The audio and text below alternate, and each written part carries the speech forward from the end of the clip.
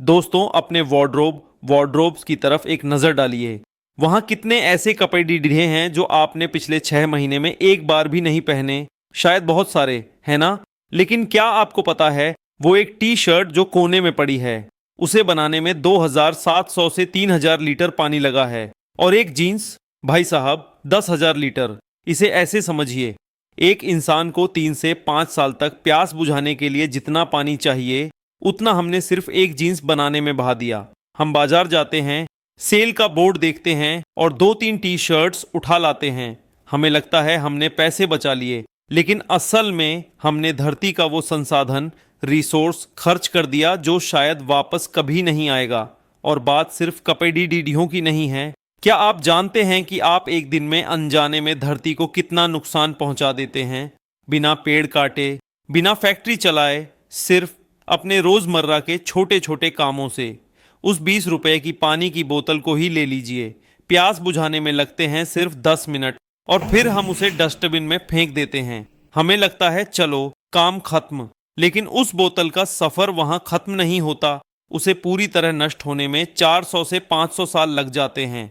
500 साल यानी आपकी आने वाली 10 पीढ़ियां गुजर जाएंगी, लेकिन वो बोतल वहीं रहेगी, मिट्टी में जहर घोलती हुई। हम अक्सर चाय की टपरी पर या ड्राइंग रूम में बैठकर कहते हैं, क्लाइमेट चेंज बहुत बड़ी चीज है यार, सरकार कुछ करती क्यों नहीं?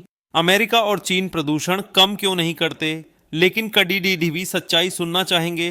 क्लाइमेट चेंज किसी मीटिंग रूम से शुरू नहीं होता, ये हमारे घर से शुरू होता है। जब हम एसी को 18 डिग्री पर चलाकर रजाई ओढ़ते हैं, जब हम बिना जरूरत लाइट खुली छोड़ते हैं, जब हम पुराने कपड़े सही होने के बावजूद सिर्फ नया फैशन चाहिए बोलकर शॉपिंग करते हैं, तो असल में धुआं फैक्ट्री से नहीं, हमारी आदतों से निकल रहा होता है।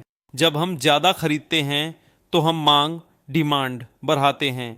जब हम मांग बढ़ाते हैं तो ज़्यादा फैक्ट्रियां चलती हैं, ज़्यादा कोयला जलता है और ज़्यादा कार्बन डाइऑक्साइड हवा में जाती है। नतीजा, ग्लेशियर पिघल रहे हैं, गर्मियां बर्दाश्त से बाहर हो रही हैं और बेमौसम बारिश किसानों को बर्बाद कर रही है। ये सब नेचुरल नहीं है, ये मैन मेड है, हमारे द्वारा बनाया गया। तो अब सवाल है, हम क्या करें? क्या जीना छोड़ दें? बिल्कुल नहीं, बस थोड़ा जागना है। अगली बार नया कपड़ा खरीदने से पहले खुद से पूछिए, क्या मुझे सच में इसकी ज़रूरत है? प्लास्टिक की बोतल खरीदने के बजाय अपना पानी साथ लेकर चलिए। कपड़ी डैडों को रिपीट करने में शर्म मत कीजिए, क्योंकि कपड़ों को बार बार पहनना ही असली कूल है। बदलाव किसी नेता के भाषण से नहीं आएगा। बदलाव आएगा जब आप और मैं अपनी आदतें बदलेंगे।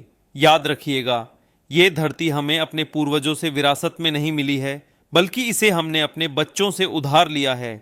और उधार चुकाना तो डिशता है। सोचिएगा ज़रूर। वीडियो इन्फॉर्मेटिव लगा तो दोस्तों एक लाइक और सब्सक्राइब जरूर कीजिएगा। धन्यवाद।